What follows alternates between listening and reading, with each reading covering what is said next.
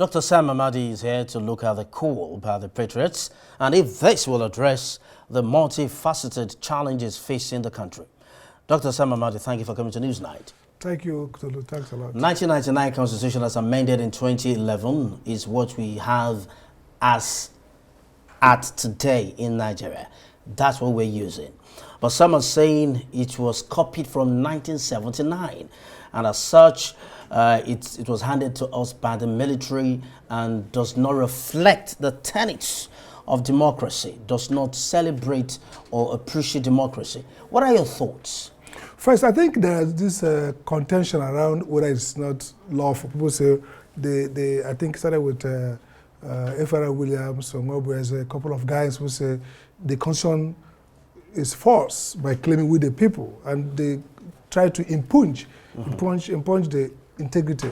I don't agree with them. The constitution was legal. You see, constitutional order doesn't necessarily, even the American constitution necessarily did not flow from the people as a, everybody gathered. So let's forget the legal fiction. It's actually a real constitution. Now the second issue is 1979. Countries don't make their constitution tabula rasa without context. So the fact that we took it from 1979 does not constitute necessarily a problem, because you just build on what you have. But the question is, the provision of this constitution, do they reflect what we think would work? Dumebi talked about solutions, but he didn't seem to offer any. I mean, it's fanciful to dismiss what the Patriots are saying, but if you look at the real constitutional theory and political science theory, constitutions are important because they shape the fundamental of governance. And so I would say two things. First, I don't think we should jump on the bandwagon speedily of constitutional reform, of constitutional, total radical constitutional change. I think we shouldn't also over-constitutionalize the problem. That's what we call legal fetishism, the notion that once you make laws or constitutions, they solve problems. So take, for example, the problem of value crisis in Nigeria, the problem of the nationality crisis and the production crisis. You're not going to solve it necessarily only because you restructure and transfer power to regions or states, but it helps to create incentive structure. So look at the way I want to look at it. I want to look at it from the point of view of incentives. What structures of government would incentivize economistic behavior? Meaning, we are people that are wasteful, we're not producing, not just necessarily factories, but essentially, we're not focused on value addition. So if you go back to get power to the states and regions, would that help to unlock that productive behavior of economizing, producing, reducing waste, and improving outcome? So I agree that that's the argument for restructuring. But the way the Patriots push it as a fix-all, I don't agree. And I think Tinubu probably is right, President Tinubu, to say that I want to get a handle on the economic crisis first. I mean, that doesn't mean you discontinue or discontinue totally structural reform. But I just say, Nigeria, make progress slowly, make haste slowly. Don't just run on the notion, and I disagree with this theoretically. I've had arguments with Nigerian leading lights in conferences that too much constitutionalization itself creates a problem. Constitutional amendment. Constitutions are important, but really there is constitutional text and constitutional learning, constitutional reality, the way people manage the constitution. Dumebi is correct in one point, that even this existing constitution, its virtues have not been properly used. Look at our fundamental human rights, for example.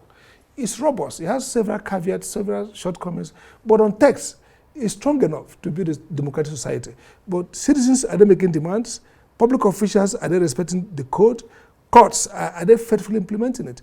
Look at Chapter 2 of the Constitution. I was actually coming there. I mean, I took it from my mouth, from my mind, read my mind. Chapter 2 talks about the fundamental objectives and the directive principles of state policy, which is about socioeconomic rights of the people. Okay, so then, if these parts of the Constitution are properly elevated and acknowledged, would we still be calling for a new Constitution? If you had operationalized Chapter 2, meaning Section 13 says every public official should see it as obligatory, meaning you look at their policy, look at the roadmap, look at the economic plan. See, what is missing is what you call in developmental state study as plan rationality. You have to plan the economy around basic themes that are in chapter 2. We've not done that. The same schedule to the constitution, which is the exclusive list, talk about creating an agency, commission level, to operationalize chapter 2. We've not done that. So the point here is, if you operationalize chapter 2 in terms of its economic, socio-economic, programmatic elements, and tie it to a reworked local government, which means a local government that is entrepreneurial. And that's the argument we're talking about in modern economics, about an entrepreneurial state, a state that is actually behaving like an entrepreneur, mixing resources, human capital, and creating goods. I don't want us to be trapped in this fossilized, fetishism around constitutional, as if we just change from A to B, it works. No, we need to unpack and understand the underlying pathologies that have made us not produce, not even national unity. So, for example, people say, okay, fine, we can give states the local government all the finances, but do you have local contestation to stop local government chairmen from stealing the whole money? We need to go beyond the ideology of just framework, okay, law, more law, new constitution. They are important, but you have to situate them within the interplay of human beings, institutions, small IST, meaning not constitution, but agencies, rules, procedure. You have a constitutional document, but your rules down the line are contradictory. The constitution says everyone has a freedom. You do a law on criminal justice that undermines, not strengthens that law. So I want to step back and say, yes, we need a constitutional change.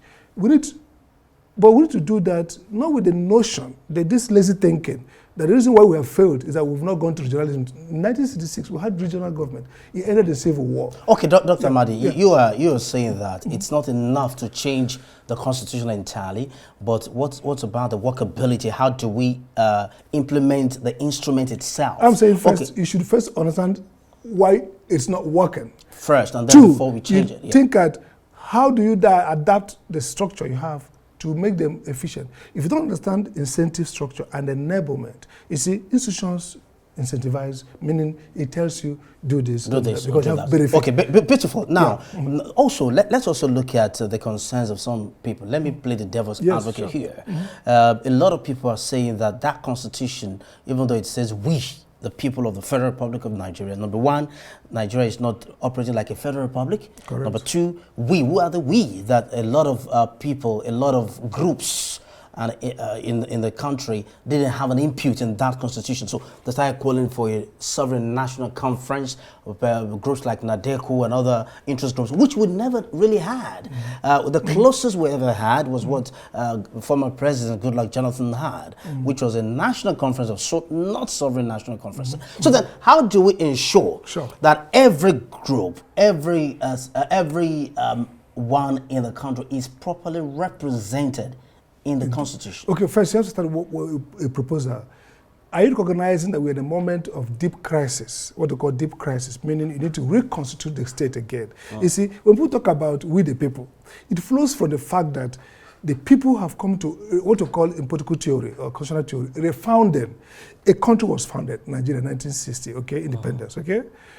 Refounding means we've got crisis. We come back and say we want to recreate that country. So we now go to the ethnic groups, different people, to send delegates who now sit back together and recreate that country, recreate a basic law.